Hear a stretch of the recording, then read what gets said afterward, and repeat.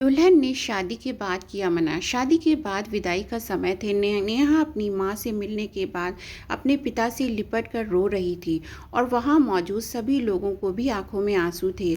उस समय नेहा ने घूंघट निकाला हुआ था। अब उसका विदा होकर ससुराल जाने का समय हो गया था। तो जैसे ही नेहा रोती हुई कार में बैठने लगी, तभी उसकी छोटी बहन रोती हुई उससे दोबारा लिपट कर रोने लगी। तभी गाड़ी के पास खड़े नेहा के पति अविनाश से उसका दोस्त दिनेश कहता है, अरे यार अविनाश, यहाँ से घर पहुँचते ही सबसे पहले होटल अमृत बाग पहुँचकर एक बढ़िया सा खाना खाएंगे, क्योंकि यहाँ तेरे ससुराल में तो एकदम घटिया खाना था। ऐसा खाना तो हमारे यहाँ कुत्तों को भी नहीं खिलाते।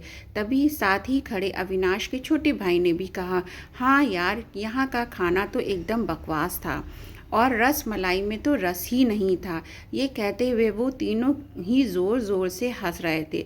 तभी नेहा के पति अविनाश ने भी अपने ससुराल वालों की मजाक उड़ाते हुए कहा कि हाँ यार, मैंने भी मजबूरी में ही यहाँ का खाना खा लिया, वरना मैं तो ऐसे खाने को तो हाथ भी नहीं लगाता।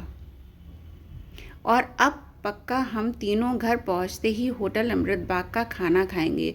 अपने पति के मुंह से ऐसी बातें सुनकर नेहा कार में बैठते बैठते रुक गई और उसने गुस्से में सबके सामने अपना घूंघट हटाते हुए कार के दरवाजे को जोर से बंद किया और आंखों में आंसू लिए नेहा अपने पिताजी के पास चली गई और उनका हाथ पकड़कर उनसे ये कहा कि पिताजी, मैं ससुराल नहीं जाऊंगी, मुझे ये रिश्ता बिल्कुल मंजूर नहीं है।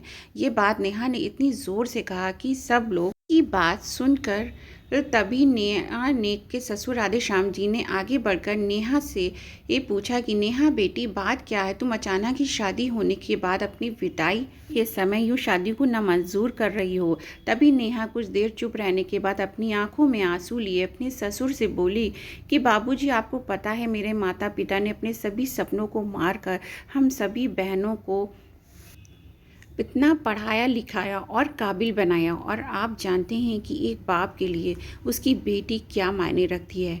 वैसे आप और आपका बेटा कभी नहीं जान सकते, क्योंकि बाबूजी आपके घर में तो कोई बेटी है ही नहीं। और आप जानते हैं, मेरी शादी में आने आने वाले बारातियों के लिए खाने पीने की एक भी कमी ना रह जाए।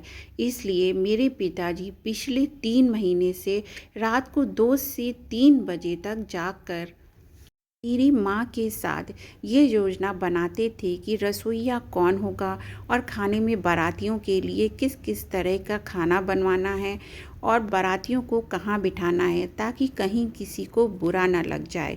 और शायद आप नहीं जानते कि मेरी माँ ने पिछले 1 साल से एक भी नई साड़ी नहीं खरीदी, क्योंकि मेरी शादी में पैसों की कोई कमी ना हो जाए। और आज भी मेरी शादी में भी मेरी माँ मेरी बड़ी बहन की साड़ी पहनकर खड़ी है। और ये तो कुछ भी नहीं, मेरे पिताजी भी 150 रुपए की इस शर्ट के नीचे कई छेद वाली बनियान पहने खड़े हैं, और ये सब सिर्फ इसलिए ताकि मेरी शादी में कोई कमी ना रह जाए। लेकिन इतनी मेहनत करने के बावजूद भी आज इस शादी में आपके बेटे को रोटियां ठंडी लगीं, उसके दोस्त को पनीर बकवास लगा, और मेरे देवर जी को रसमलाई में रस ही नहीं मिला। और मेरे पति अविनाश जी तो कह रहे थे कि तो वो ऐसे खाने को हाथ भी नहीं लगाते, बस उन्होंने तो मजबूरी में ही ये खाना खा लिया।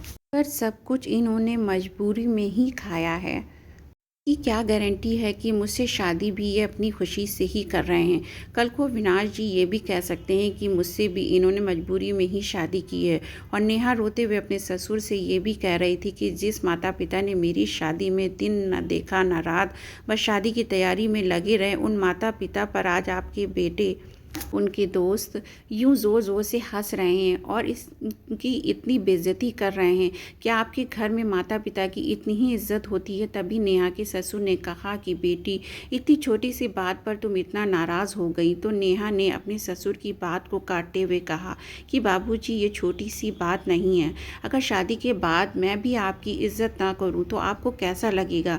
ये सुनते ही नेहा के ससुर ने शर्म के मारे अपनी आंखें नीचे कर ली। तभी नेहा ने कहा, लेकिन बाबूजी, आप चिंता ना करिए, हमारे अंदर हमारे अच्छे माता पिता के संस्कार हैं। किसी की बेइज्जती करना, ये सब हमारे माता पिता हमें कभी नहीं सिखाया।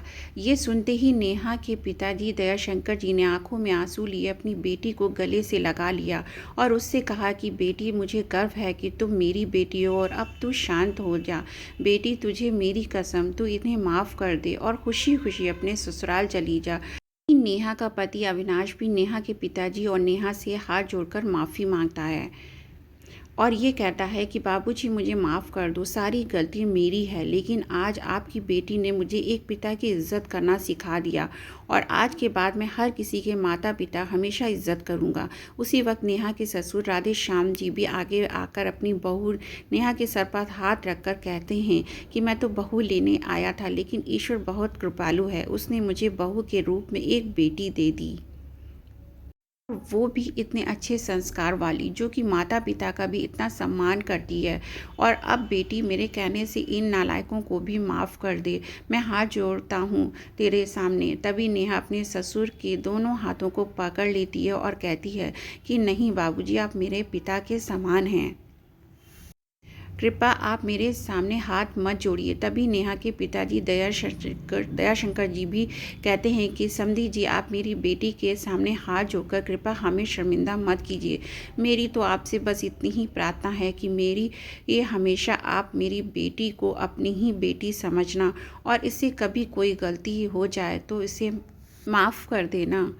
और तो राधे श्याम जी ने अपने समधी दयाशंकर जी का हौसला बढ़ाते हुए कहा कि आप बिल्कुल चिंता मत करिए, बल्कि अब तो नेहा बेटी ही हमारे पूरे घर को संभालेगी और अब यही हमारे घर की लक्ष्मी है।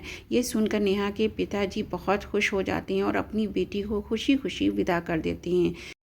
आज से इस आंगन की चिड़िया उड़ गई थी किसी दूर प्रदेश में। तो दोस्तों, बेटी माँ बाप का अभिमान एवं अनमोल धन होता है और दोस्तों, अपनी छाती पर पत्थर रख कर वो अपनी प्यारी बेटी घर के टुकड़े को उसकी शादी करके उसे विदा करता है।